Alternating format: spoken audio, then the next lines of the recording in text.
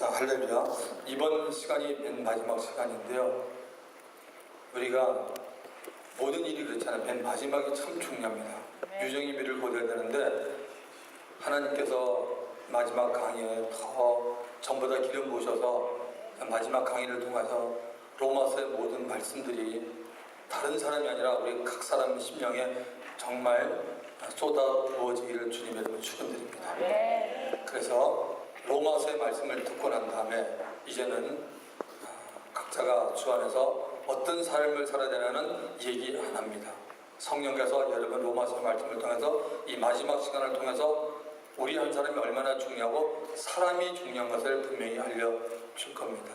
그래서 여러분 옆에 있는 사람 가족이 귀중하고 믿음의 형제자매가 너무너무 중요하다는 것을 여러분 아셔야 됩니다. 왜냐하면 하나님이 정말 관심을 가지시고 너무 귀하고 중요하게 바라보고 있기 때문에 그렇습니다.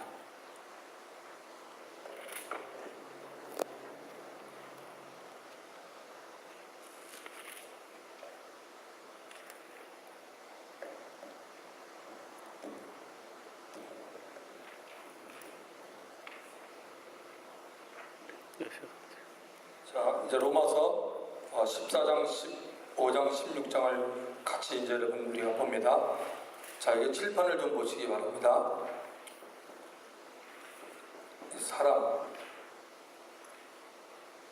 하나님께서 사람을 정말 귀하게 보십니다. 우리가 인생을 살다 보면 사는 연수는 다 틀립니다. 어떤 사람은 어쩐 일인지 젊은 나이에 이 땅의 삶을 마치는 사람이 있어요. 그런데 어떤 사람은 정말 지독히 오래 사는 사람도 있어요. 우리 모릅니다. 그런데 어쨌든 정말 사람이 귀합니다. 그래서 하나님이 사람을 너무 귀해서 아들을 사람같이 보내서 그를 죽이시고 피 흘리고 그 피로 말미암아 죄사함을 주시고 또한 아들이 죽음 가운데서 일어남으로써 마귀가 가진 사망 권세를 깨뜨리고 부활케 하셔서 그 부활의 주인이 첫 열매가 된 예수님을 따라가는 모든 자에게 동일한 은혜를 주신다는 거죠. 자, 로마서 14장, 로마서 15장, 로마서 16장 사람 얘기로 가득 차 있습니다. 하나님의 마음은 디모데전서 2장 4절이 있다고 말했습니다.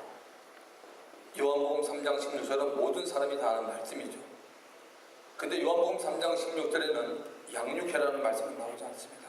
무조건 예수를 믿으면 구원 준다는 그 구원에만 대만 얘기하고 있습니다. 중요하지 물론 제일 중요하다고 볼 수 있습니다. 그런데 디모데전서 2장 4절에는 하나님은 모든 사람이 구원을 받으며 진리를 아는 데 이르길 원한다 그럽니다. 자, 진리를 아는 데 이르기 원한다. 여러 가지로 짧게 말할 수 있는데 저는 이것을 전부 틀어서 이 말로 옮기고 있습니다. 양육이란 단어를 옮기고 싶습니다. 하나님은 모든 사람을 구원하시는데 예수 믿고 구원받은 사람들이 그냥 있는 것이 아니라 양육되기를 원합니다. 여러분, 사람을 잘 양육을 시키면은 교육이 물론 필요하죠. 양육 가운데는 양육을 잘 시키면은 그 사람을 통해서 여러 가지 많은 좋은 일들이 있습니다. 근데 양육을 받지 못하면 참 이거 안타깝습니다. 양육을 우리 한국에 있는 믿음의 성도들이 하나님 주신 은혜 가운데 정말 잘 양육을 받았다면 하나님의 마음을 많이 알고 세상에서도 빛과 소금이 분명히 됐다고 봅니다. 그런데 결과론으로 오늘 이 순간을 끝낸다면 분명히 우리 모든 사람들은 얘기가 됩니다. 어쨌든 양육을 잘못 시켰다고 우리는 말할 수밖에 없습니다. 왜냐하면 크리스찬들이 세상에서 너무 많이 욕을 먹고 있기 때문에 그렇습니다. 그러면 성경 말씀을 보면 욕먹게 되느냐? 그렇지 않습니다.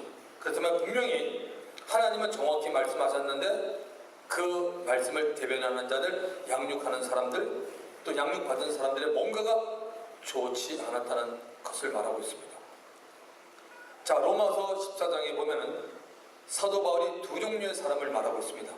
믿음이 약한 자와 믿음이 강한 자를 말합니다.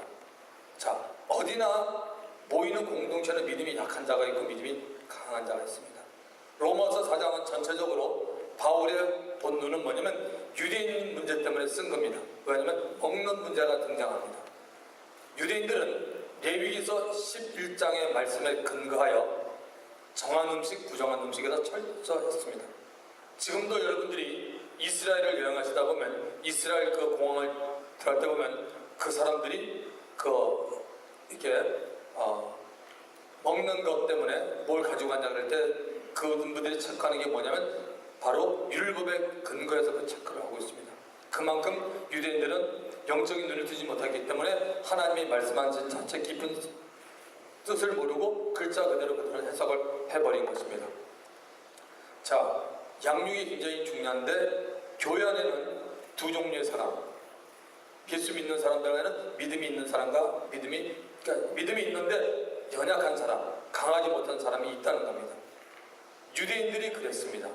유대인들이 유대교에 굉장히 열심히 있었지만 하나님 은혜 가운데 유대인들 가운데 예수 믿기 시작한 사람들이 초대교회에 많이 나타나기 시작했습니다. 그런데 신앙생활하면서 이들이 계속적으로 성령 충만했으면 괜찮은데 성령 충만하지 못하고 하니까 이 사람 저 사람 얘기 듣고 또 가만히 생각해 보니까 우리 민족이 수천 년 동안 우리가 모세를 정해준 율법을 가지고 있었는데 왜 우리가 지금 예수를 믿어야 되냐 하면서 엉뚱한 얘기들이 막 터져나오기 시작합니다. 그러다 보니까 이들이 자기 나름대로 어떤 법을 가집니다. 예수는 믿긴 믿지만 먹는 건 우리가 이렇게 먹어야 돼. 모세가 말했고 성경에 말하고 있지 않냐 하면서 자기들이 막 주장을 피고 얘기합니다. 그러다 보니까 분쟁이 일어나기 시작합니다. 사도 바울이 그 모습을 알고 바울이 얘기를 합니다. 먹는 문제 중요하지 않다. 절기 그렇게 중요하지 않다. 바울이 강조한 건 뭐냐면 사람이 중요하다고 되어 있습니다. 로마서 14장 펴보세요. 23절로 끝나는데 23절에 기가 막힌 말이 있습니다. 믿음으로 행하지 않은 것이 다 바로 죄라고 말하고 있습니다. 우리 예수 믿는 사람 꼭 이거 기억해야 됩니다. 성경이 가르침입니다. 믿음으로 행하지 않는 건 전부 다 신이라고 되어 있습니다. 그럼 믿음이라는 건 믿습니다가 아니라 그랬습니다. 하나님을 믿는 거고 보이지 않는 하나님의 약속의 말씀을 믿는 게 믿음입니다. 그러니까 그 말씀에 근거해서 내가 어떤 일을 하지 않으면 그거 자체가 신입니다. 왜냐하면 먹는 문제로 대두됐는데 이런 얘기죠. 자, 한 예를 들겠습니다. 제사 음식이 놓여 있습니다. 제사 음식이 놓여 있는데 사도 바울은 어떻게 얘기하냐면 제사 음식이 놓여 있는데 이걸 딱 먹는 순간 이거 다른 신들에게 드린 제사 음식이잖아. 이거 부정해서 못 먹겠다라고 생각하면 그 사람 믿음이 그만큼 있는 거예요. 그러면 그 사람은 그거 먹지 말라는 거예요. 그런데 본인이 다른 A라는 사람이 못 먹는데 B라는 사람이 하나님이 만물을 만드신 분이고 감사함으로 먹으면 버릴 것이 없는데 이거 먹어. 그러면 그 사람 먹어도 돼요. 그럼 A도 괜찮고 B도 괜찮다는 얘기가 바울의 얘기인데 이걸 가지고 서로 싸우는 거야. 야 그거 먹어도 괜찮아. 그걸 어떻게 먹어? 이런 변론이 계속 있는 거예요. 그러니까 바울이 뭐라고 얘기를 하냐면 지금 음식을 먹는 사람은 그만큼 믿음이 강해서 그 음식을 먹고 자기 양심의 저촉을 받지 않는데 믿음이 약한 사람은 내가 출신이 유대인이고 어디 출신이 그게 중요한 것이 아니라 그 사람 각자에게 믿음의 분량이 있기 때문에 그 사람이 의심하는 문제에 대해서 이해를 해결하는 거죠. 그 사람이 왜 의심하고 왜 그러냐? 그 사람이 바로 믿음이 연약하기 때문에. 사도 바울이 계속적으로 로마 교회나 우리 오늘 바울이 어디서나 강론한다면 그 얘기를 합니다. 어느 교회나 다 믿음이 연약한 사람들 다 있다. 그런데 그 믿음이 연약한 사람도 예수님이 세우신 사람이고 예수 믿는 사람이다. 그래서 믿음이 연약하면 나타나는 증표가 뭐냐? 의심이 생기는 거예요. 이거 왜 이렇지? 물론 왜 이렇지 한다고 해도 그게 다 의심은 아니죠. 우리가 퀘스천 해볼 수 있는데 그것이 어떤 논리를 피고 질문이 지나다 보면 그 다음에 의심이 됩니다. 그러면 항상 마음에 의심하는 눈으로 이렇게 쳐다본다는 거죠. 그런 사람들이 어디나 있다는 거죠. 그러면 그 사람들이 있을 때 그 사람들을 블레임하지 말라는 게 바울의 얘기입니다. 여러분 어느 교회나 다 그렇습니다. 그런 사람 블레임하면 그 사람 다 나갑니다. 다 나가요. 성경이 가르치는 뭐냐면 교회 안에는 반드시 하나님의 사람들 있어요. 믿음이 강한 사람이 있어요. 그 사람들이 뭐냐? 그런 사람을 위로하고 이해해주라고 말하는 공동체입니다.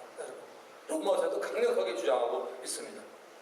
그 사람이 얼마만큼 돈이 있고 얼마만큼 똑똑하고 그거 개의치 않습니다. 교회는 반드시 예수 믿는 사람은 두 종류의 사람이 있다. 여자고 남자고 직분하고 상관이 없는 겁니다. 그런 사람이 있다는 거예요. 그러면 그 사람에 대해서 수근수근 비방하지 말고 믿음이 강한 사람이 이해를 해주고 그의 의심하는 말을 받아들이고 그를 품어라는 게 사도 바울의 얘기입니다. 믿으십니까 여러분? 이건 우리 실제로 교회에 있는 겁니다. 그러니까 여러분이 먹는 문제뿐만 아니라 모든 문제가 마찬가지입니다. 예수 믿고 얼마 안 된 사람이 여러 가지 얘기할 수 있습니다.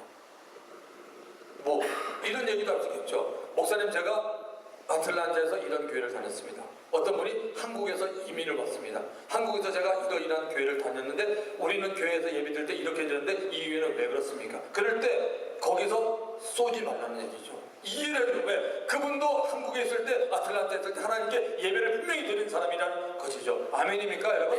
그 뭐죠? 그 사람이 지금 여기 온 거는 뭐예요? 하나님이 그 사람을 보내줘서 결국 온 거예요. 왔는데 그분을 왜 배척합니까? 바울이 그 얘기를 합니다. 받아주라는 거죠.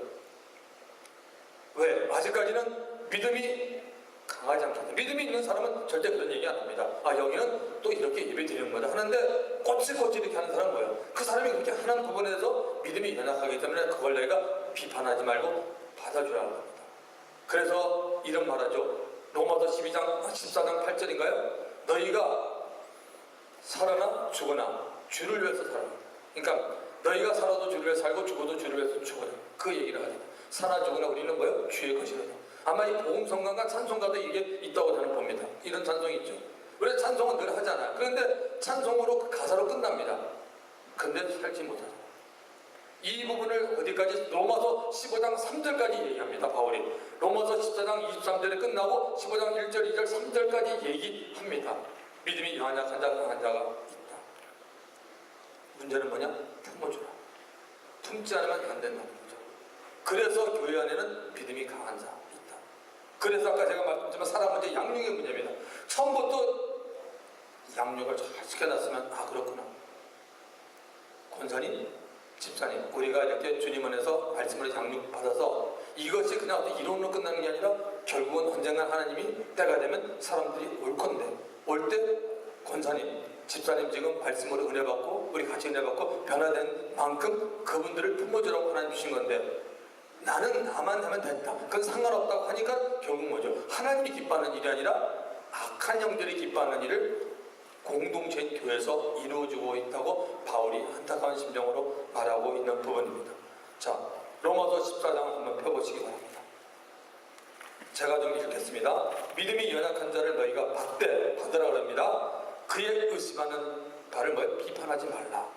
어떤 사람은 모든 것을 먹을 만한 믿음이 있고 연약한 자는 채소를 먹느니라.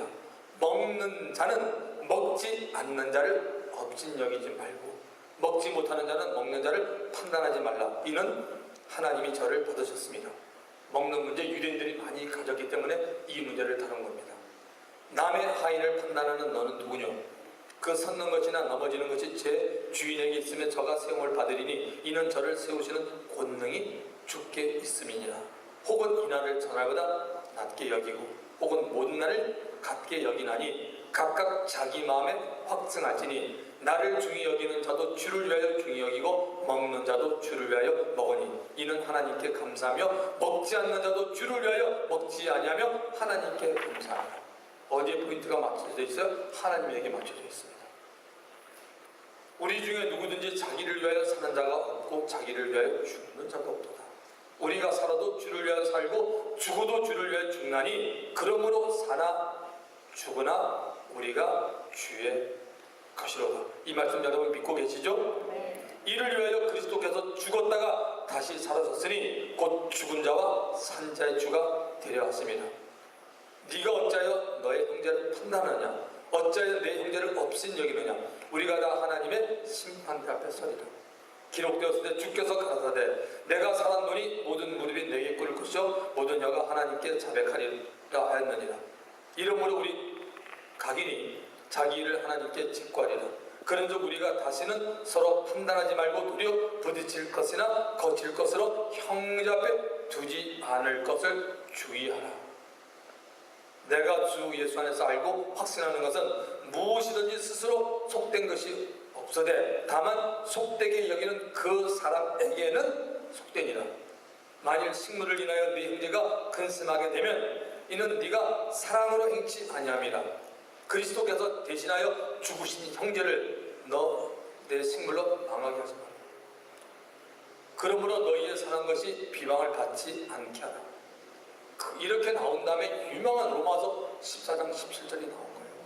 로마서 14장 17절 많은 사람이 암송하잖아요. 하나님의 나라는 먹는 것과 마시는 것이 아니요 오직 성령 안에서 의와 평강과 희락이라. 아멘. 이 말씀이 이런 가운데서 나왔던 말씀입니다. 바울이 로마에 있는 성도들의 그런 안타까움을 바라보면서 오늘 바울이 현재 살아있다면 이 바울의 서신은 우리에게도 계속 적용되는 거죠. 그런 안타까운 마음 가운데서 이러이러한 일이 교회 안에는 있다, 이렇게 하지 말라는 거죠. 왜? 먹고 마시는 게 중요한 게 아니다.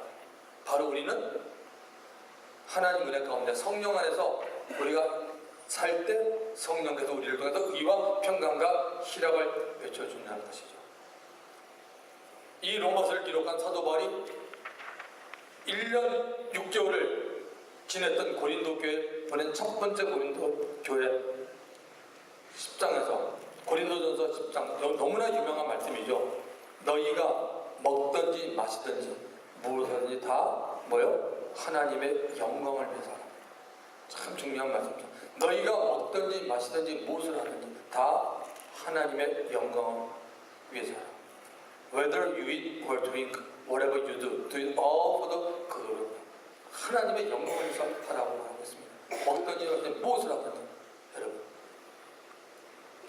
동일한 로마서 14장에서도 바울이 14장 17절에서 먹고 마시는 게 중요한 것이 아니라 하나님의 나라는 성령 안에서 의와 기쁨과 의와 평강과 희락이라고 말하고 있습니다.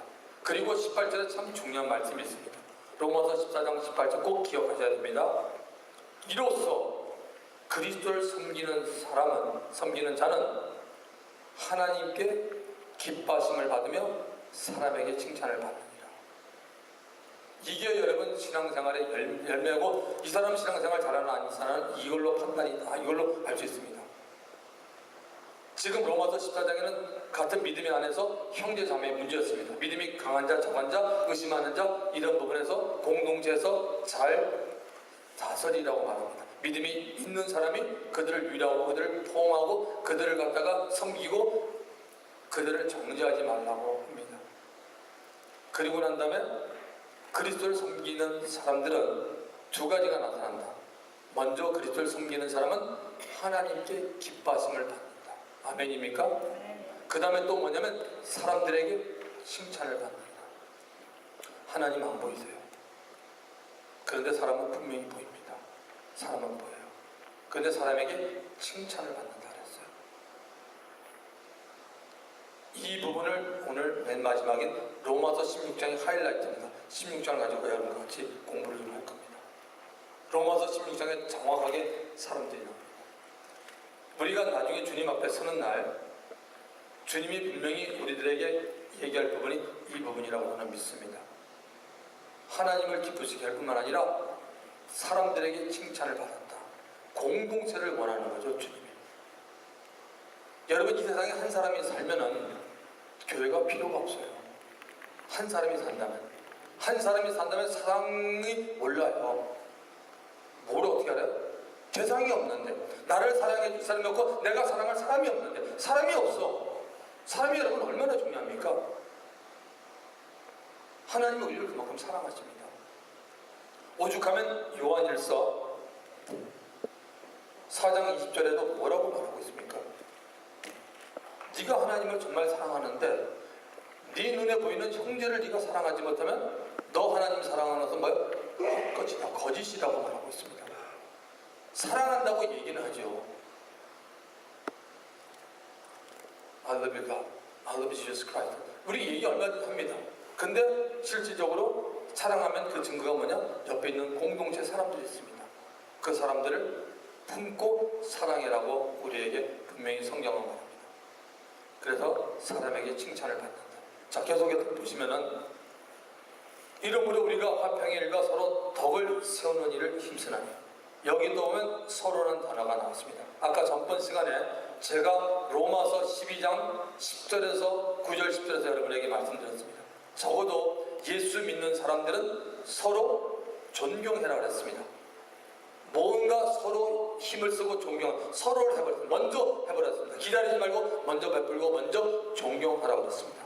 여기도 사도 바울이 뭐라고 말하냐면 이러므로 우리가 화평의 일과 서로 덕을 세우는 일을 힘쓰라니. 공동체의 덕이 필요합니다. 옆에 여러분이 사람이 없으면 덕을 세울 필요가 없어요. 여러분 혼자 사시는데 한 가정밖에 없고 이웃의 옆에 가정이 없으면 그 가정 덕을 세울 필요가 없어요. 그 가정밖에 없는데 덕이라는 건 항상 관계를 말하고 있습니다. 자, 에베소서를 한번 넘어갑니다. 자, 제 교재는 없는데 여러분 적으시면 좋을 것 같아요. 에베소서 4장을 갑시다. 에베소서 4장. 네. 4장 29절을 보시기 바랍니다. 에베소서 4장 29절 314면에 있습니다. 무릇 더러운 말은 너희 입 밖에도 내지 말고 오직 뭐라고 되어 있어요? 덕을 세우는 데 소용되는 대로 선한 말을 하여 듣는 자들에게 은혜를 끼치게 하라. 덕을 세운다. 상대가 있다는 건 남이 있다는 거죠. 더러운 말은 너희 입 밖에도 내지 말라. 그 이유가 뭐냐? 덕을 세워야 되는데 네가 하는 말을 통해서 듣는 사람들에게 은혜가 끼치게 하는 거죠.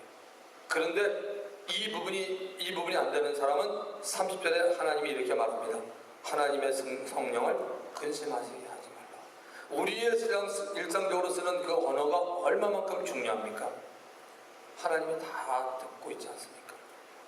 민수기 13장과 14장에 그런 얘기 나오잖아요. 여러분 잘 아시잖아요. 하나님께서 모세를 통해 정탐꾼을 보내잖아요. 12정탐꾼을 보냈는데 그들이 가서 보는 건 똑같아요. 10사람이 얘기한 거 2사람이 똑같아요. 근데 10사람은 뭐라 하냐면 10사람은 여러분 잘 아시잖아요. 누구를 계산 안 했어요? 자기들을 보내신 하나님을 빼고 계산했어요. 하나님, 저 아랍 자손들보다 등치가 너무 커요. 우리가 보기에는 우리는 저들의 뭐요? 메뚜기 같다 그랬습니다. 네 말대로 이루어지는 거죠. 그리고 2사람은 뭐예요? 그들의 목은 맞습니다. 그러나 우리는 하나님의 기계지만 저들은 우리의 밥입니다 그랬습니다. 똑같은 상황이잖아요. 상황이 다른데 똑같은 상황에서 어떻게 보느냐. 근데 성경은 분명히 뭐라고 말해요? 하나님이 누구 편을 들었어요? 2사람, 갈렙과 여호수아. 나머지는 가나안 땅에 못 들어갔습니다.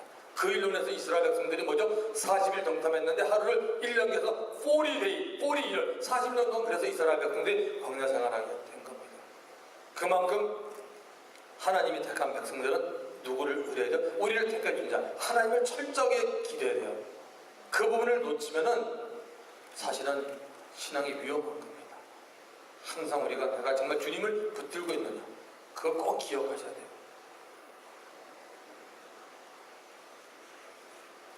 그래서 에베소 4장 29절에 더러운 말은 너희 입 밖에도 내지 말고 오직 덕을 세우는데 소용되는 대로 선한 말을 해요. 남하고 관계되는 겁니다. 듣는 자들에게 은혜를 끼치게 하라. 그렇지 않은 거예요. 성령이 우리 안에 근심한다는 거죠. 그래서 참 이렇게 사람들하고 대화할 때 세상 사람은 상관하지 마십시오. 우리라도 그래 여보 요즘 내가 쓰는 언어가 좀 어때?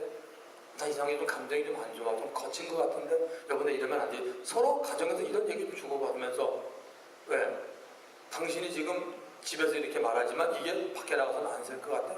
얘기할 수 있잖아. 직장에서 당신 동료들하고 말하다가 갑자기 나오면 그 사람이 얼마나 그 당신이 말한 뜻은 알지만 그 상대는 전혀 모르는데도 당신이 좀 마음에 상처가 있어서 말하면 굉장히 어렵게 들리잖아요. 그렇기 때문에 성령님이 근심한다고까지 얘기하고 있는 것입니다. 자, 계속해서 보시면요. 로마서 14장을 다시 가서요. 이러므로 우리가 화평의 일과 서로 덕을 세우는 일을 힘쓰나니 20절 식물을 인하여 하나님의 사업을 무너지게 말라. 만물이 다 정하되 거리낌으로 먹는 사람에게는 약하니라. 고기도 먹지 아니하고 포도주도 마시지 아니하고 무엇이든지 내 형제로 거리끼게 하는 일을 아니함이 아름다우니라. 내게 있는 믿음을 하나님 앞에서 스스로 가지고 있으라. 자기의 옳다는 바로 자기를 책하지 아니하는 자는 복이 있도다.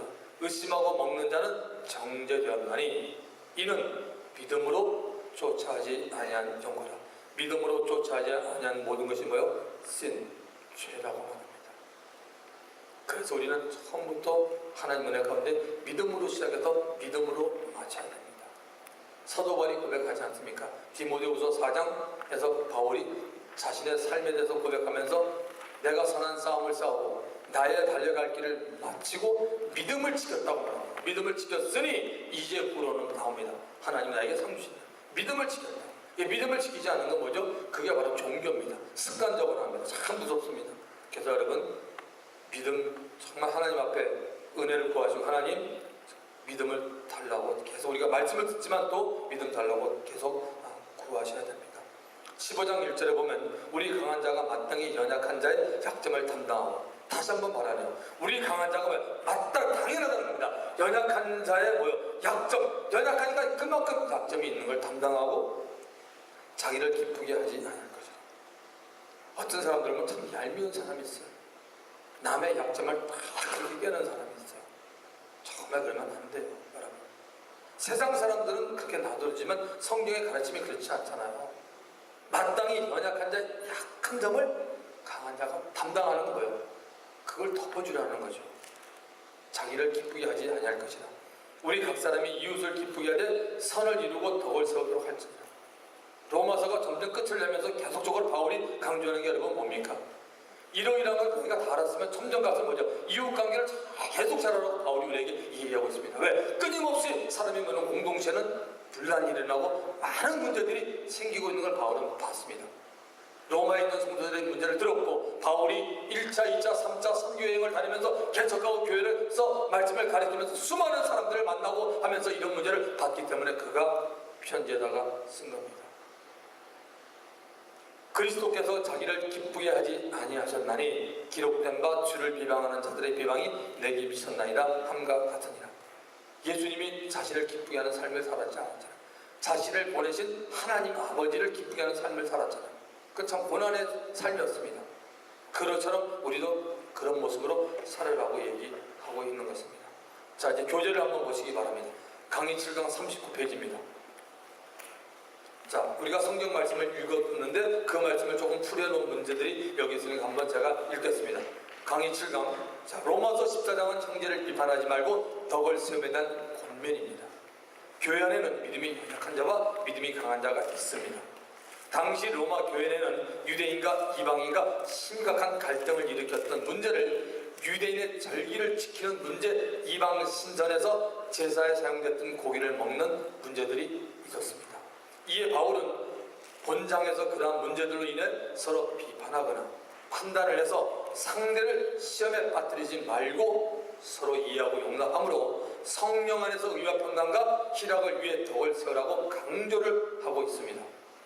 로마서 14장 1절부터 12절까지는 믿음이 강한 자는 약한 자에 대해 판단을 하지 말라는 것입니다. 여기서 말하는 믿음이란 처음 우리가 예수를 믿을 때 갖게 된 믿음을 말하는 것이 아닙니다. 자신을 구원하신 그리스도 예수에 대한 신뢰가 강한지 약한지를 말합니다. 믿음이 연약한 자라는 것은 생각이 자주 바뀌는 사람들을 말합니다. 직분에 상관없어요. 바울이 여기 말할 때는 누구 대상이 아닙니다. 그냥 두 종류로 나눴습니다. 왜 바뀝니까? 의심이 가기 때문입니다. 음식을 율법대로 생각해서 먹지 못하는 믿음이 적은 사람들이, 음식을 다 먹는 사람들이 어떻게 구원을 받을까라는 생각을 하지 말아라고 합니다. 판단하지 말아야 됩니다. 왜냐하면 당신이 판단하는 사람을 주님께서 세우셨기 때문입니다. 그러므로 누구든지 살아도 주를 위하여 살고 죽어도 주를 위해 죽어야 합니다. 사나 죽으나 우리가 다 주님의 것이기 때문입니다. 로마서 14장 9절 이를 위하여 그리스도께서 죽었다가 다시 살으셨으니 죽은 자와 산 자의 주가 되려 하십니다. 로마서 14장 13절부터 23절에는 믿음이 강한 자는 행동을 절제하며 덕을 세워야 한다는 겁니다. 바울이 보는 문제는 어디에나 믿음이 약한 사람이 있습니다. 산호세도 믿음이 약한 사람 많고, LA도 많고, 시카고에도 많고, 서울에도 많고, 부산에도 많고, 어디에나 많이 있습니다. 문제는 믿음이 약한 사람에게 있는 것이 아닙니다. 상대적으로 믿음이 강한 자에 있다는 것이 성경의 가르침을 꼭 기억하시기 바랍니다. 그래서 여러분이 믿음이 강하고 좋다는 거 뽐낼 거 없습니다. 하나님 앞에 감사하시고, 그러면서 그 사람은 하나님이 그만큼 준 만큼 뭐죠? 남을 위해서 그런 사람이 있기 때문에 당신이 하나님 준 그 강한 믿음을 남을 위해서 사용하라고 하는 문제입니다. 믿음이 강한 사람들이 공동체인 교회에서 믿음이 약한 자에 대해서 얼마나 오래 참고 권면을 하고 사랑으로 세워주느냐 하는 것입니다. 믿음이 약한 자 앞에 부딪힐 것이나 거친 것을 주지 말아야 됩니다. 부딪힐 것이나 거칠 것을 두면 어때요? 믿음이 약한 자가 바로 시험에서 나갑니다. 떠나갑니다. 로마서 14장 13절, 그런즉 우리가 다시는 서로 판단하지 말고 도리어 부딪힐 것이나 거칠 것으로 형제 앞에 두지 않을 것은 뭐예요? 조심하라, 주의하라. 이거 항상 이거 교회에 하는 건 얘기입니다. 살펴야 됩니다. 음식 자체는 스스로 속된 것이 없습니다. 그러나 속되게 여기는 그 사람에게 속되다는 겁니다. 신앙생활 가운데 본질적인 아닌 문제 때문에 근심을 하고 서로 분쟁하고 화평 깨뜨리는 정말 삼가해라고 말합니다. 본질적인 문제가 가지지 않습니까? 서로 간에 덕을 세움으로 해서 의와 평강과 희락이 나타나는 것이 참다운 교회의 모습이며 하나님의 나라가 강조되어야 한다는 겁니다. 예수 그리스도의 구속의 은혜로 말미암아 율법의 정죄로부터 자유를 얻은 성도는 교회 안에서 덕을 위하여 형제에 대해 사랑과 섬김의 정신으로 자신의 자유를 스스로 제한함을 바라고 있습니다. 제가 거기 줄쳤습니다. 참 어떻게 보면 쉬운 말 같으면 결코 쉬운 말이 아닙니다. 우리에게 그 놀라운 그 자유를 내 믿음이 약한 형제라서 자기 걸 좀 손해보더라도 참는 이것이 아름다운 공동체 모습이 되는 겁니다. 로마서 14장 23절, 의심하고 먹는 자는 정죄되었나니 이는 믿음으로 쫓아 하지 아니한 영거라 믿음으로 쫓아 하지 아니한 모든 것이 죄니라. 믿음이 약한 자에게 의심이 생겼다는 것은 스스로 그 사람이 책임을 질 수 없는 상태입니다. 기억하세요. 믿음이 연약해서 의심이 생긴 것은 그 사람이 책임 못 집니다. 성경적입니다. 그래서 여러분들이 그 사람에게 저 사람 믿음 자기가 알아서 하겠죠. 그거는 로마서 14장 15장 말씀이 위배되는 말씀이에요. 이때는 먹지 말아야 합니다. 그러니까 믿음이 약한 자고 의심이 생겨서 먹지 않는 문제, 그런 문제에 대해서는 스스로 책임을 질 수 없는 상태이기 때문에 먹는 문제까지 생겼다면 믿음이 있는 사람이 자기는 먹을 수 있지만 그 사람 때문에 먹지 말아야 된다는 것입니다. 자, 이런 경우가 있습니다. 어떤 사람이 예수를 믿기 막 시작했습니다. 그게 실제로 있었던 일입니다. 근데 그 사람은 교회 사람들은 정말 특별한 사람이 항상 생각해서 교회 오는 걸 참 거부하고 힘들어 했는데 어느 날 하나님의 은혜가 임해서 그가 교회에 왔습니다. 오면서 은혜를 받기 시작합니다. 목사님의 말씀 듣고 은혜 받기 시작하고 점점 참 좋아 은혜 받기 시작하는데 어느 날 그 모임에 갔습니다. 교회에 보면 구역 모임이니 가정에서 모이고 따로 모임에 갔는데 그 모임에서 사람들이 술을 마시는 거예요. 이게 뭐야? 말을 못하니 깜짝 놀랐는데 거기 있는 사람이 교회에서는 상당히 직분을 가진 사람인데 술을 거내면서 마시면서 예수님도 포도주 마시니 괜찮아, 한 잔 마셔봐. 그러니까 그 사람은 거기서 너무 당황이 된 거예요. 말을 안 하지만. 그래서 그 자리에서 그 사람은 교회를 안 나갑니다. 왜 안 나갑니까? 그 분위기 때문에. 그리고 어떤 사람은 교회 전화 걸어서 교회 어른분들한테 이래서 못 나가겠습니다 얘기하면 되는데 얘기하지 않고 안 하는 사람들이 많아요. 그럼 결국 그 형제가 왜 따라갔어요? 교회에서는 할렐루야 했지만 밖에 나가서는 모여서 있다가 완전히 노래방이 나고 세상적으로 분위기가 되니까 이건 아니구나. 그게 큰 시험거리죠. 이민교도 전 이런 부분이 있다고 생각합니다. 결국은 뭐예요? 하나님이 그 사람을 그랬는데 자기들이 모이는 공동체가 앞뒤가 완전히 다른 거 아니에요. 그러면 그 사람들이 전부 다 실망하고 교회를 떠나게 됩니다. 세상 사람 때문에 그 사람은 실망한 게 아니야. 교회를 왔는데 쉽게 말해서 교인들 때문에 실망한. 교회가 이런 곳이야? 나 두 번 다시 교회 안 다니겠어.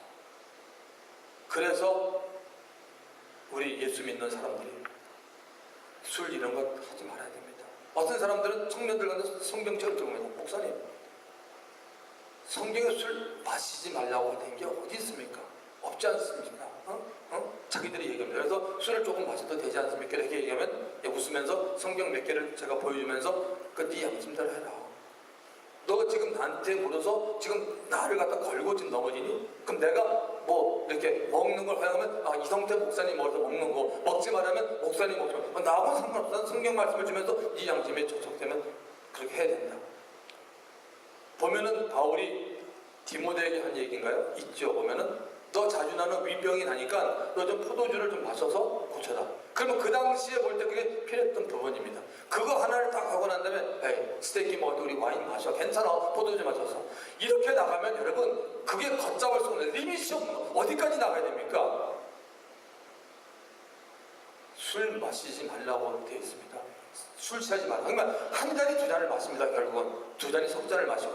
그래서 술 마시는 부분은 안 된다는 거죠. 왜? 그거는 새로운 사람들 완전히 망가뜨리고 교회 신앙생활 하는 사람들 아주 안 좋게 만듭니다.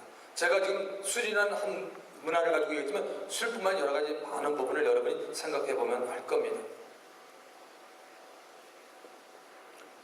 확신이 없이 먹으면 자신의 양심뿐 아니라 하나님께도 정죄되기 때문입니다. 하나님의 뜻에 대한 분별력이 없는 행동은 오히려 죄가 됩니다. 자, 로마서 15장은 남을 위한 삶과 바울이 그를 이 로마서를 쓴 이유와 로마 방문 계획을 우리에게 알려줍니다. 자, 로마서 15장 1절부터 우리 3절을 읽었는데 바울이 말하고 있는 믿음이 강한 자가 할 일이 무엇입니까? 여러분 거기 성경에 나오잖아요. 믿음이 강한 자는 마땅히 연약한 자의 약점을 담당합니다. 꼭 기억하세요. 이거구나. 그럼 우리가 보편적으로 보면 사실은 성경대로면 어느 교회나 직분자를 세울 때 뭐죠? 믿음적으로 보면 믿음이 강한 자예요. 안수 집사님 그냥 세우는 거 아니에요. 장로님 그냥 세우는 거 아니에요. 권사님 그냥 세우는 거 아니고 집사님 그냥 세우는 거 아니라고 봐요. 성경적으로 보면 분명하게 나와 있잖아요. 우리 강한 자가 마땅히 연약한 자의 약점을 담당해 주라는 거죠. 목사님이 연약한 자의 약점을 담당하는 얘기가 아니죠. 교회 안에는 목회자를 통해서 많은 사람들 가운데 믿음이 든든한 사람들이 많은데 그럴 때 뭐죠? 그런 사람을 담당해 주라고 합니다. 자기를 기쁘게 하지 아니할 것이라. 우리 각 사람이 이웃을 기쁘게 하되 선을 이루고 덕을 세우도록 할지니라. 바울이 믿음이 강한 자가 할 일이 뭐냐면 이웃을 기쁘게 하는 일이 믿음이 강한 자입니다. 그래서 제가 아까 양육 문제를 얘기했습니다.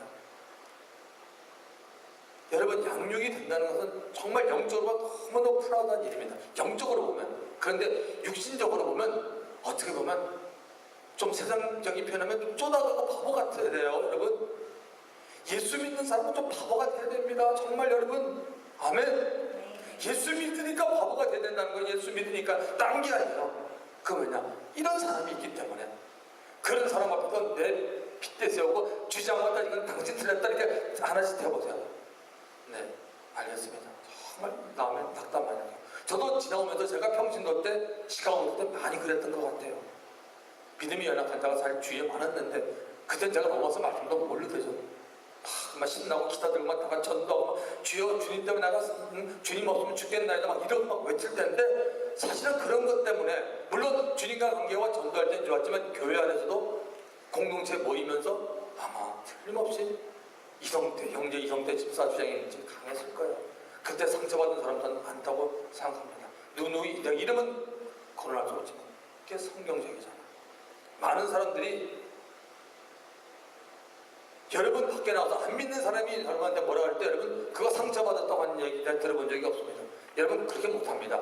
뭐라고 얘기해요? 안 믿으니까 답답하죠. 이게 뭐야? 이러고 그냥 말죠. 근데 여러분 언제 상처받아? 같이 믿는 사람끼리 너무 실망하니 이게 뭐야? 저분이 성도님이셔? 저분이 정말 권사님이셔? 왜 저렇게 해? 야 저분이 저런 거 우리 목사님이 알고 계실까? 저 형제가 저런 거 우리 장로님들 알고 있을까? 왜? 교회에서는 앞만 보잖아. 이런 문제들이 보이니까 사탄이 얼마나 역사를 많이 합니까? 바울이 로마서를 끝부분에서 사람이 중요하다. 결국 이 부분이 뭐냐면 양육입니다. 양육이 안 된다는 겁니다. 양육이 바로 됐으면 뭐죠? 교회 안에 믿음이 강한 자는 반드시 약점을 믿음 안에서 공동체에서 연약한 자를 그들이 끌어안고 의심하는 걸 인정해주고 그리고 그 사람들의 약점을 담당하고 이웃을 기쁘게 하는 삶이 누가 다냐? 밖에 아니라 교회 안에 그런 사람들이 있다는 것입니다. 덕을 세우는 사람이죠. 덕을 세우는 사람이 믿음이 강한 자입니다. 자, 덕을 세우는 신앙이란 무엇입니까? 덕을 세우는 신앙은 간단하게 뭐는 거죠? 공동체인 내 이웃을 항상 내가 염두에 두는 신앙이죠. 그래서 이왕 말할 때도 마구대비로 말하는 것이 아니라 그냥 내가 하고 싶다고 말하는 것이 아니라 항상 저 사람을 생각하죠. 내가 이 말을 하면 저 형제가 어떻게 받을까? 그게 뭐예요? 그게 크리스찬. 제가 어저께 얘기했나요? 계속 로마서니까 잘 지금 연결이 안 되는데 그 부분이 생각이라는 단어 기억나십니까? 어저께 얘기했죠? 로마서 8장 18절에서 말한 거다. 생각한데 현재의 권한은 장차 우리의 나타날 영광과 좋게 비교할 수 없다. 우리 마음은 뜨거워져 버리는 건 냉정하다 생각하는 크리스찬이다.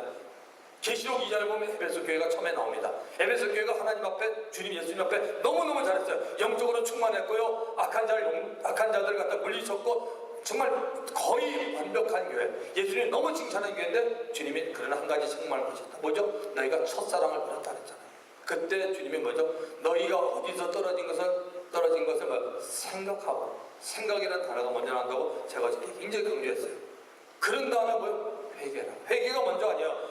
이게 좀 찜찜하다. 좀 뭔가 아닌 것 같다. 요즘 저분 왜 그럴까? 저분 나랑 같이 만나는데 뭐 문제가 있는 것 같다. 그러면 그 사람한테 찝쩍거리고 얘기하는 것이 아니라 본인이 먼저 정말 주님 앞에 기도하면서 하나님 아무개가 이렇게 어려운 것 같아요.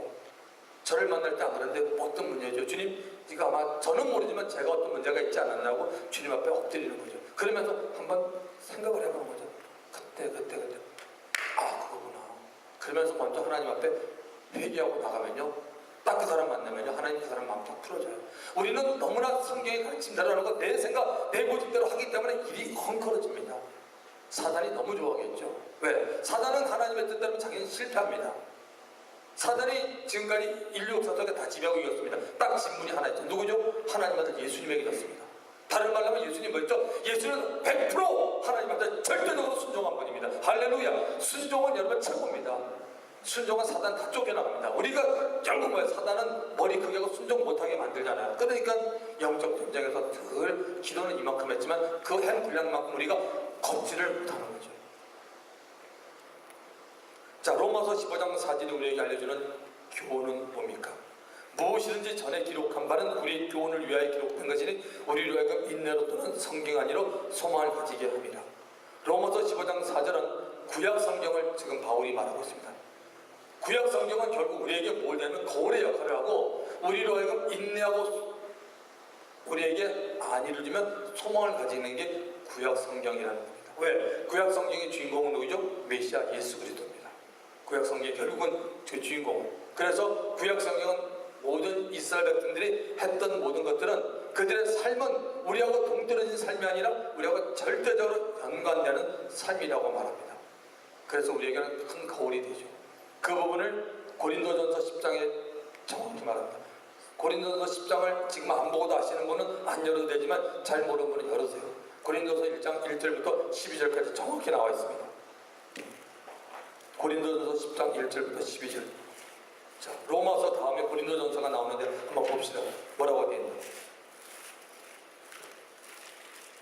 고린도전서 10장 1절부터 12절에 보면 형제들아 너희가 알지 못하기를 내가 원치 않으니 이 로마서를 기록한 바울이 쓴 겁니다. 우리 조상들이 다 구름 아래 있고 바다 가운데를 지나며 모세에게 속하여 구름과 바다에서 세례를 받고 다 같은 신령한 식물을 먹으며 다 같은 신령한 음료를 마셨으니 이는 저희를 따르는 신령한 반석으로 또 마셨음에 그 반석은 곧 그리스도시니라. 그러나 저희의 다수를 하나님이 기뻐하지 아니하신 고로 저희가 광야에서 멸망을 받았느니라. 그런 일은 우리의 뭐가 됐어요? 거울이 돼요. 우리로 하여금 저희가 악을 즐겨한 것 같이 즐겨하는 자가 되지 않게 하려 합니다. 이스라엘 백성들이 광야에 나와서 40년 살았던 것, 하나님과 함께 하셨는데 하나님께 크게 혼났습니다. 그것은 뭐냐?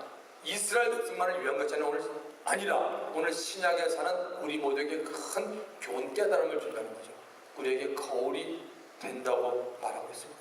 로마서 15장 4절에 바울이 전에 무엇인지 기록한 바는 우리에게 교훈을 주고 위로와 참음을 주고 소망을 준다는 얘기가 이 얘기입니다. 그들이 하나님께 범죄한 게 네 가지로 나와 있지 않습니까? 7절에 보면 고린도전서 10장 7절 저희 중에 어떤 이들과 같이 너희는 우상 숭배하는 자가 되지 말라. 기록된 바 백성이 앉아서 먹고 마시며 일어나 뛰논다 같으니라. 하나님의 백성이 우상 숭배했습니다. 오늘 우리 예수 믿는 사람들 우상 숭배하는 사람 많습니다. 여러분 마태복음 6장만 펼쳐도 벌써 나와요. 하나님보다 돈을 사랑하는 사람은 당신은 돈이 하나님이에요. 성경이 그렇게 돼 있습니다.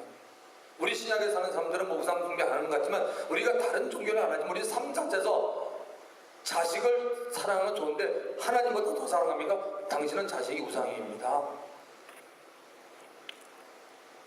저희 중에 어떤 이들이 가늠하다가 하루에 23,000명이 죽었나니 우리는 저희와 같이 가늠하지 말자. 이건 육체적인 가늠을 말하고 있습니다. 육체적인 가늠. 결혼을 한 사람인데 다른 사람과 몸을 섞는 거죠. 일어났습니다. 이스라엘. 그래서 하나님께서 23,000명이 죽게 만듭니다. 그러니까 우상숭배와 가늠 사건. 9절은 저희 중에 어떤 이들이 주를 시험하다가 뱀에게 멸망합니다. 하나님 시험하면 큰일 납니다. 성경에 하나님 시험하라는 얘기가 하나 있죠. 온전한 11조를 들어서 그 문제만큼 나를 시험하라. 나머지는 시험하면 죽습니다. 여러분 마가복음 16장 15절부터 18절에 보면 이런 얘기가 나옵니다. 마지막 끝을 마치면서 뭐라고 얘기하냐면 너희는 온천에 다니면 만민에게 복음을 전파하라. 믿고 세례를 받는 사람은 구원을 받을 것이요 믿지 않는 자는 정죄를 받으니 믿는 자에게 이런 표적이 따르라. 너희가 내 이름으로 새 방언을 말하며 뱀을 집으며 무슨 독을 마실 자도 죽지 않고 병든 사람의 손을 잡으면 나으리라. 거기 보면 무슨 독을 마실 자도 죽지 않는다고 되어 있습니다. 하나님의 말씀입니다. 그런데 여러분 하나님의 말씀이 이러니까 성경 말씀이 이래. 나 기도하니까 성령 충만해. 야 한번 쥐약이나 뭐 독약 좀 그럼 죽습니다. 왜 죽어요? 하나님 말씀 그거 지금 테스트하고 있잖아요. 성경은 금하고 있습니다. 우리가 헌금 드리는 거에는 절대 하나님 여러분 시험하면 안 됩니다. 그건 죽습니다. 하나님 마음을 시험했기 때문에. 그렇게 마음속에서 테스트하게 만드는 놈이 누구죠? 사단입니다. 예수님이 여러분 그 성령이 이끌려서 처음에 광야라서 시험 받을 때 세 가지 사건을 잘 기억해보세요. 예수님 어떻게 물리친지 아세요? 하나님의 말씀으로 그들을 다 물리쳤습니다. 그래서 우리가 하나님을 시험하면 죽습니다. 이스라엘 백성들이 하나님을 시험하다가 죽었습니다. 10절에 저희 중에 어떤 이들이 원망하다가 멸망시키는 자에게 멸망했나니 너희는 저희와 같이 원망하지 마라. 원망 무섭습니다. 이스라엘 백성들이 60만 정도가 죽었는데 죽은 이유 가운데 네 가지인데 한 가지는 컴플레인. 어떤 사람은 체질적으로 컴플레인하는 분이 있어요. 좋은 현상 아닙니다. 고치시기 바랍니다. 그거는 영적인 부분입니다. 왜 당신은 입만 벌리면 왜 부정적인 얘기를 합니까? 그 삶에 그만큼 여러분 손해입니다. 갈라디아서 6장 7절은 당신이 심은 대로 거둡니다. 매일 다니면서 부정적인 시 안 된다 맨날 뭐 욕하고 뒤에서 블레임하고 타협하게 한 사람들 그 사람 그 심은 대로 거둡니다. 여러분이 거두지 못하면 여러분 자손이 거둡니다. 제가 위협하는 말이 성경에 그렇게 돼 있습니다. 그러니까 정말 우리는 긍정적인 사람이 돼서 항상 좋은 것을 뿌리는 복된 저와 여러분이 되기를 축원합니다. 11절에 저에게 당한 이런 일이 거울이 되고 또한 말세를 만난 우리의 경계로 기록하였느니라. 그런즉 선줄로 생각하는 자는 넘어질까 조심하라. 선줄로 생각하는 자, 이게 참 좋은 말씀입니다. 선줄로 생각하는 자는 각자가 할 수 있습니다. 우리는 사람들 앞에는 프리텐딩, 우리는 겸손한 척할 수 있지만 하나님은 속지 않습니다. 선줄로 생각하니 그건 있어 없지요. 너 하고 싶은 대로 해라. 그러나 성경이 가르치니 뭐죠? 너 넘어질까 조심해라. 선줄로 생각하는 사람에게 누가 찾아요? 사단이 옵니다. 넘어집니다. 반드시. 그래서 선줄로 생각하는 넘어질까 조심해라. 선줄로 생각하는 사람들이 어떻게 넘어져요? 대개 보면 지금 여기 말한 네 가지입니다.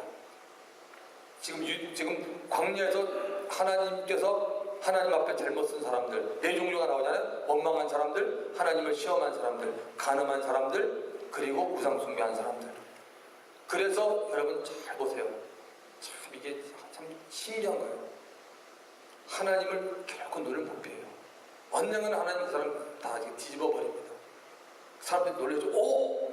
저분이 가끔 여러분 그런 경우 있잖아요. 아니 저 사람이 저런 죄? 모르겠는데 하나님은 한 손 넘어죠.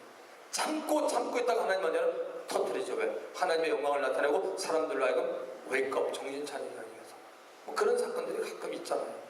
다 사람들은 몰라요. 사람은 얼마든지 사람을 속일 수가 있는 게 우리의 구조예요. 왜? 사람에게는 우리도 역사하지만 뭐예요? 사람의 영도 역사하지만 사단이 역사합니다. 성령님도 역사하지만, 그러니까 이런 분별력이 우리에게 있고 필요한 것입니다. 자, 다시 로마서를 넘어가서요. 로마서 15장입니다. 자, 15장 우리가 4절 했습니다. 무엇이든지 전에 기록한 바는 우리의 교훈을 위하여 기록된 것이니 우리로 하여금 인내로 또는 성경 안위로 소망을 가지게 합니다. 구약의 백성들이 당했던 이런 거울이니까 우리 이런 거 하지면 안 되겠구나. 우리가 주님 바라보면서 하나님의 뜻대로 소망 가지고 살아야 되겠다는 걸 알려줍니다. 이제 인내와 안위의 하나님이 너희로 그리스도 예수를 본받아 서로 뜻이 같게 하여 주사 한 마음과 한 입으로 하나님 곧 우리 주 예수 그리스도의 아버지께 영광을 돌리게 하려 하노라. 이러므로 그리스도께서 우리를 받아 하나님께 영광을 돌리신 같이 너희도 서로 받으라.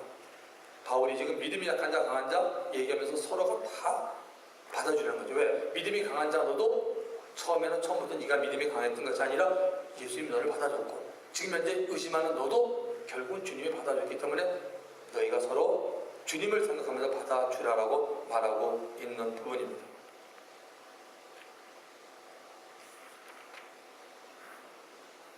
자, 교재를 한번 보시기 바랍니다. 40페이지입니다. 자, 로마서 15장 4절 우리가 했고요. 로마서 15장 5절부터 13절은 성도들이 다른 사람에게 대한 자세를 말합니다.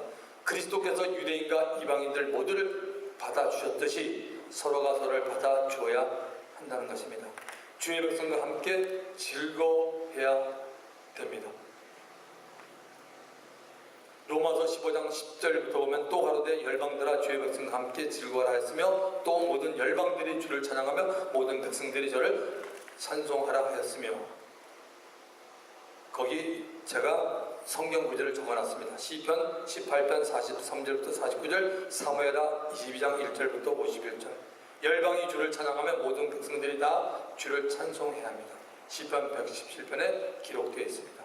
자, 로마서 15장 13절, 거기 제가 교재에다가 가로를 쳐놨습니다. 거기 한번 넣어보실래요? 소망이 하나님이 모든 기쁨과 평강을 어디 안에서요? 믿음 안에서 너에게 충만케 하사 성령의 능력으로 뭐가 넘쳐? 소망이 넘치게 하시기를 원합니다. 다시 한번 볼까요? 소망이 하나님이 모든 기쁨과 평강을 믿음 안에서 너에게 충만케 하사 성령의 능력으로 소망이 넘치게 하시기를 원합니다.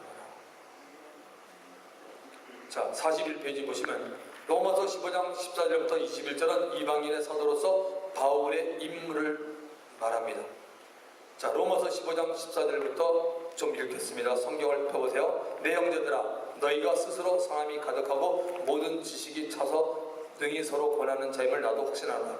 그러나 내가 너희로 다시 생각나게 하려고 하나님께서 내게 주신 은혜를 인하여 더욱 담대히 대강 너희에게 썼노니 이 은혜는 곧 나로 이방인을 위하여 그리스도 예수의 일꾼이 되어 하나님의 복음의 제사장 직분을 하게 하사 이방인을 제물로 드리는 그것이 성령 안에서 거룩하게 되어 받은 심직하게 하려 했습니다. 그러므로 내가 그리스도 예수 안에서 하나님의 일에 대하여 자랑하는 것이 있거니와 그리스도께서 이방인들을 순종케 하기 위하여 나로 말미암아 말과 일이며 표적과 기사의 능력이며 성령의 능력으로 역사하신 것 외에는 내가 감히 말하지 아니하노라. 이 일로 인하여 내가 예루살렘으로부터 두루 행하여 일루리곤까지 그리스도의 복음을 편만하게 전하노라. 일루리곤은 어디냐면 그리스의 북쪽에 있는 쪽이고 지금으로 말하면 알바니아, 유고슬라비아 지역입니다. 또 내가 그리스도의 이름을 부르는 곳에는 복음을 전하지 않기로 힘썼노니 이는 남의 터 위에 건축하지 아니하려 함이라. 기록된 바 주의 소식을 받지 못한 자들이 볼 것이요 듣지 못한 자들이 꾀들이라 함과 같으니라. 그러므로 또한 내가 너희에게 가려하던 것이 여러 번 막혔더니 이제는 이 지방에 일할 곳이 없고 또 여러 해 전부터 언제든지 서바나 스페인으로 갈 때 너희에게 가려는 원이 있었으니 이는 지나가는 길에 너희를 보고 먼저 너희와 교제하여 약간 만족을 받은 후에 너희의 그리로 보내짐을 바랍니다. 그러나 이는 내가 성도를 섬기는 일로 예루살렘에 가노니 이는 마게도냐와 아가야 사람들이 예루살렘 성도 중 가난한 자를 위하여 기쁘게 얼마를 동정하였습니다. 저희가 기뻐서 할 거니와 또한 저희는 그들의 빚진 산이 만약 이방인들이 그들의 신령한 것을 나눠 가졌으면 육신의 것으로 그들을 섬긴 것이 마땅하니라. 그러므로 내가 이 일을 마치고 이 열매를 저에게 확증한 후에 너희에게를 지나 서바나로 가리라. 내가 너희에게 나갈 때 그리스도의 충만한 축복을 가지고 갈 줄을 아노라. 형제들아, 내가 우리 주 예수 그리스도로 말미암고 성령의 사랑으로 말미암아 너희를 권하노니 너희 기도에 나와 힘을 같이하여 나를 위하여 하나님께 빌어 나로 유대에 순종치 아니하는 자들에게서 구원을 받게 하고 또 예루살렘에 대한 나의 섬기는 일을 성도들이 바람직하게 하고 나로 하나님의 뜻을 쫓아 기쁨으로 너희에게 나아가 너희와 함께 편히 쉬게 하라. 평강의 하나님께서 너희 모든 사람과 함께 계실지어다. 아멘. 자, 이번 교재를 보시기 바랍니다. 41페이지입니다. 로마서 15장 14절부터 21절은 이방인의 사도로서 바울의 임무를 말합니다. 당시 로마 성들의 신앙 상태는 어떠합니까? 신앙적으로 그들은 매우 성숙했습니다. 이 사실을 바울도 알고 있었습니다. 또한 아직 한 번도 방문하지 않은 로마 교인들에 대해서 바울이 상당히 친근감을 느끼고 있었습니다. 바울은 로마의 성도들을 향하여 내 형제들, my brother이라고 말을 사용합니다. 바울이 종종 인용하는 하나님께서 내게 주신 은혜는 무엇입니까? 16절을 보시면 거기 16절을 보시면은 이 은혜는 나로 인하여 이방인을 위하여 그리스도 예수의 일꾼이 되어 하나님의 복음의 제사장 직무를 하게 하사 그리스도 예수의 일꾼 이방인을 위하여 하나님의 복음에 모여 제사장 가로 보면 제사장 직무를 하여 이방인을 제사로 드리는 것이 바울이 했던 얘기입니다. 이방 사람들을 하나님 앞에 드리기 위해서 우리가 예수의 보혈로 구원받고 성소 지성소가 열려서 하나님 앞에 담대히 우리가 주님의 보혈로 나가지만 우리 예배드리는 자세는 뭐죠? 바울은 영적 예배를 강조합니다. 예배드릴 때 정말 우리가 우리의 세상적인 것을 다 희생하고 주님 앞에 나가서 새롭게 예배받고 은혜를 받아라는 표현을 바울이 해서 나는 그 중간 역할을 하나님의 영광에서 너희들을 위해서 아낌없이 하겠다라고 지금 말하고 있는 것입니다. 이방인들이 순종하도록 그리스도께서 바울을 위해 한 일은 무엇입니까? 18절을 보면 거기 나오죠. 말과 이며 표적과 기사와 능력과 성령의 능력으로 역사하신 것. 이건 바울이 한 게 아니라 하나님께서 바울을 통해서 일을 이루어 주신 겁니다. 자, 바울이 복음을 위해서 어디까지 다녔습니까? 바울이 다녔던 곳은 복음의 발상지 예루살렘으로부터 시작해서 일루리곤까지입니다. 일루리곤은 현재 유고슬라비아 영토입니다. 당시 대로마 제국 영토의 관점에서 로마가 있는 이탈리아 반도로 건너가기 전에 있던 서쪽 끝입니다. 이 말은 바울이 갈 수 있는 모든 지역은 다 같다는 말로 보면 됩니다. 사실 바울의 처음 전도는 자신이 개종하게 되었던 다메섹에부터 시작이 되었습니다. 예루살렘이라고 말한 것은 3차 선교여행의 귀환지인 예루살렘을 염두에 두고 한 말인 것 같습니다. 자신이 예수 믿고 개종된 후 3년 동안 바울은 아라비아에 가서 개인 영성을 마치고 돌아온 후 베드로를 만나려고 예루살렘에 올라가서 보름을 지내며 주의 형제 야고보를 만난 적이 있습니다. 이 부분은 갈라디아서 1장에 정확하게 나와 있습니다. 한번 확인시켜 드릴게요. 갈라디아서 1장을 가보세요. 집에 가서 보라면 성경 안 볼 거 제가 아니까 여러분 확인합시다. 갈라디아서 1장을 펴보시기 바랍니다. 갈라디아서 1장 11절부터 보십시오. 고린도 후서 다음에 갈라디아서가 나옵니다. 1장 11절부터 형제들아 내가 너에게 알게 하노니 내가 전한 복음이 사람의 뜻을 따라 된 것이 아니라 이는 내가 사람에게 받은 것도 아니요 배운 것도 아니요 오직 예수 그리스도의 계시로 말미암은 것이라. 내가 이전에 유대교에 있을 때 행한 일을 너희가 들었거니와 하나님의 교회를 심히 핍박하여 잔해하고 내가 내 동족 여러 영갑사보다 유대교를 지나치게 믿어 내 조상의 유전에 대하여 더욱 열심히 있었으나 그러나 내 어머니 때로부터 나를 특정하시고 은혜로 나를 부르시니가 그 아들을 이방에 전하기 위하여 그를 내 속에 나타내기를 기뻐하실 때 내가 곧 혈육과 언하지 아니하고 또 나보다 먼저 사도된 자들을 만나려고 예루살렘 가지 아니하고 오직 아라비아로 갔다가 다시 다메섹으로 돌아갑니다. 그 후 3년 만에. 이 말씀을 보면 지금 제가 교재에 지금 풀어놓은 그런 뜻입니다. 자, 이제 로마서 15장은 어떻게 해석합니까? 내가 그리스도의 이름을 부르는 곳에는 복음을 전하지 않기로 힘썼으니 이는 남의 터 위에 건축하지 아니하랍니다. 첫 번째, 바울은 이방인을 위한 사도이기 때문에 땅끝까지 복음 전하는 주님의 명령에 순종을 했다는 것이죠. 그리고 특히 바울의 사역은 전도 여행을 하며 가는 곳마다 교회를 세우며 제자들을 만드는 사역을 하고 있었습니다. 그러다 보니 한 곳에 오래 머물 수가 있는 시간이 없기에 다른 사람에 의해서 복음이 먼저 전파된 곳이라면 자신이 그곳에서 수고할 필요가 없다고 생각한 겁니다. 두 번째는 로마 교회에 새롭게 전달 필요가 없다는 것이고, 다만 그들에게는 장문의 편지로서 그들이 필요한 영적인 문제와 율법의 행위가 아닌 믿음으로 구원을 받게 됨을 알려야 됨을 말한 겁니다. 바울은 로마 교회 복음의 가장 기본이 되는 죄의 문제와 율법과 성령의 관계, 그리고 이스라엘에 관한 내용을 알림으로 오래 머물 것이 아니라 지나가는 길에 잠시 그들을 보고 그들의 지원을 얻어서 서반하러 급히 가려 한 겁니다. 그렇지만 바울이 계획한 것은 이루어지지 않습니다. 바울은 결국 서반을 가지 못했습니다. 로마서 15장 22절에 말하는 것, 그러므로 내가 너희에게 가려 하던 것이 여러 번 바뀌었더니. 로마서 1장 13절에도 우리가 어제 봤던 것처럼 바울은 로마에 갈 계획이 있었는데 여러 번 바뀌었다고 말합니다.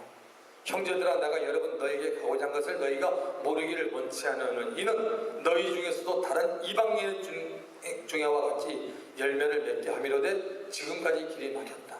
길이 막힌 이유는 세 가지로 보여집니다. 첫 번째는 지금까지 바울이 개척했던 지역의 양육의 문제가 끝나지 않았습니다. 두 번째는 선교 원칙과 정책상 해야 할 일이 남아있었기 때문입니다.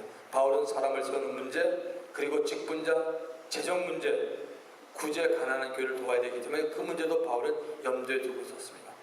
그 다음에 사단의 방해가 있었습니다. 데살로니가전서 2장 18절에 보면 그러므로 나와 바울은 한 번, 두 번 너에게 가고자 하였으나 사단이 우리를 막았다. 영적 일에 대해서 사단이 항상 막고 있습니다. 그러나 내가 이제는 성도를 섬기는 일로 예루살렘에 가노니.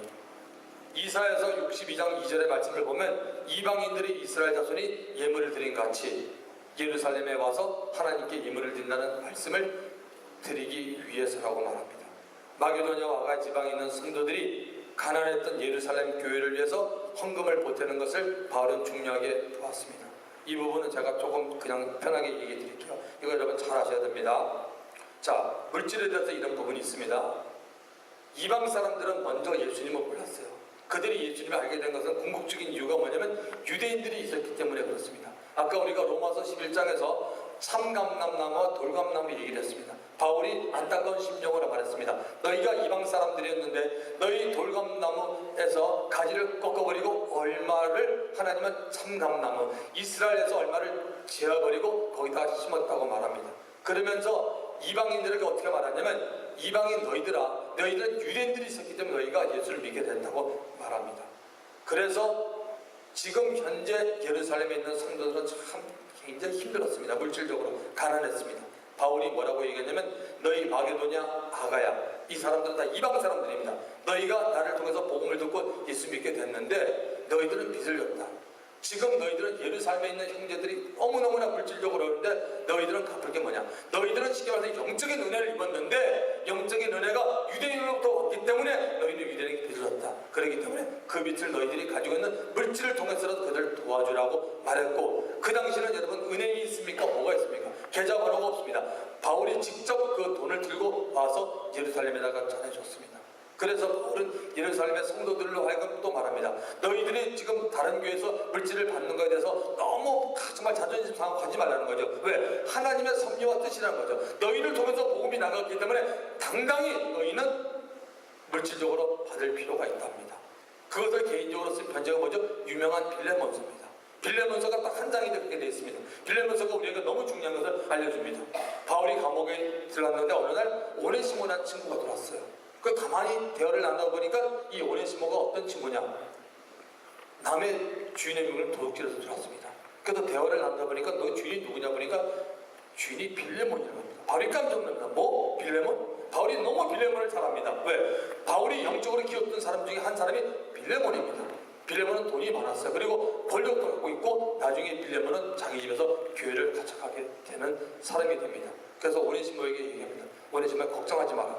너 그 사람 밑에 있었어? 그러면서 복음을 열심히 전해서 오네시모가 하나님 은혜 가운데 예수 믿게 됩니다. 그는 원래 노예 신분입니다. 바울이 그와 형제를 믿습니다. 그런 다음 바울이 옥에서 편지를 씁니다. 빌레몬에게. 빌레몬아, 너 잘 있니? 교회는 어떠니? 이렇게 쭉 하다가 뭐라고 얘기해? 빌레몬아, 너 오네시모 알지? 나 오네시모 만났어. 오네시모 너한테 물질적인 빚을 많이 졌다고 하는데 내가 볼 때 오네시모는 너에게 갚을 능력이 전혀 없어. 그럼 어떻게 하겠니? 그러면서 바울이 이런 말합니다. 빌레몬아, 너 나한테 빚진 거 맞지? 너 나한테 영적으로 빚진 거 얼마나 많은지 알고 성경에 나옵니다. 그리고 난 다음에 너 영적으로 빚진 건 너 나한테 갚아라. 너 갚는 길이 뭐냐? 오네시모가 나한테 물질 빚었으니까 탕감해라고 말합니다. 이게 뭐냐? 이게 유명한 빌레몬서의 얘기입니다. 여러분 기억하셔야 돼요. 여러분 우리 주위에는 보면 항상 여러 가지 많은 부분이 있어요. 물질이 결코 다 아닙니다. 물질이 많은 거 절대 자랑하지 마세요. How to use the money, 그게 중요합니다. 물질을 어떻게 썼느냐, 그게 중요합니다. 아멘입니다. 여러분 기억하셔야 돼요. 물질을 어떻게 썼느냐, 정말 주님을 썼어야 됩니다. 우리가 하나님 앞에 헌금 드리는 것 외에도 11조는 하나님의 것입니다. 그 외에도 우리가 가지고 있는 물질이 있다면 바로 이렇게 쓰라는 겁니다. 여러분 영적으로 어려운 분들, 그래서 우리 교회에서 선교사님들 많이 돕잖아요. 영적으로 나에게 공급한 사람이 가장 중요하다고 바울은 늘 다니고 얘기하고 있습니다. 성경에도 그런 부분이 많습니다. 너희가 좋은 것을 가지되 너희에게 가르친 자들에게 더 사모하고 더 그들을 존경하고 너희를 그들에게 더 잘해라고 성경의 가르침입니다. 그런데 꼭 보면 중간에 꼭 그런 사람들이 있어요. 이게 요한 2서에 나오죠. 보면 꼭 2서가 3서에 나옵니다. 중간에 그걸 가로막는 사람들이 있습니다. 너 왜 목사님께 나가니? 그러지 마. 그럴 필요가 없어. 성경에 보면 아주 그 요한 3서에 한번 열어봅시다. 이거 한번 확인해야 돼요. 이거 지금 실질적인 얘기입니다. 이런 거는 성경을 펴야 돼요. 얘기만 끝나면